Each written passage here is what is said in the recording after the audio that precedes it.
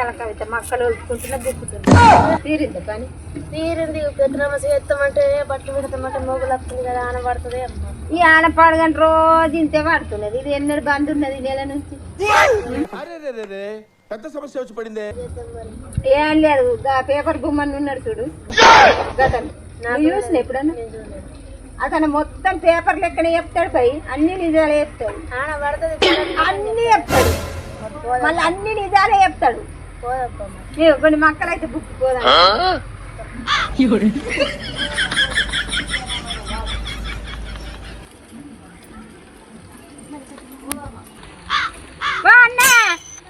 అమ్మా ఏమైందమ్మా మేము ఇంటికి వస్తామంటున్నామే అన్న నాతో ఏం పని నీతో కొంచెం పని ఉన్నదే అన్న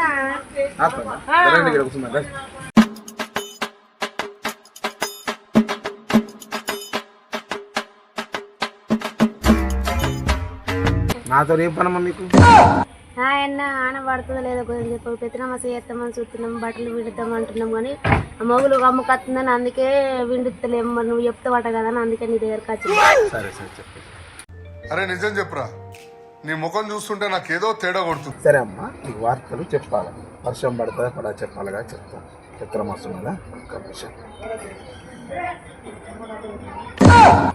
సరేనమ్మా ఈరోజు వాతావరణ వార్తలు చదువుతున్నది సిరిసిల్ల భూమయ్య.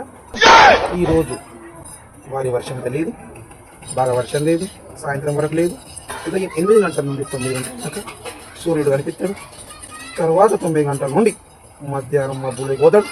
మధ్యాహ్నం 2:20 టైంలో కొంచెం దుబ్బురు వర్షం ఉన్నది. ఆ తర్వాత 2:30 నుండి 5 గంటల వరకు అస్సలు వర్షం లేదు. సాయంత్రం 6 గంటల నుండి 6:30 గంటల దాకా అయితే మాత్రం పుట్టడి వర్షం ఉండదు. రాత్రి 7 గంటల నుండి 10 గంటల వరకు చిన్నగా పడుతుంది వర్షం.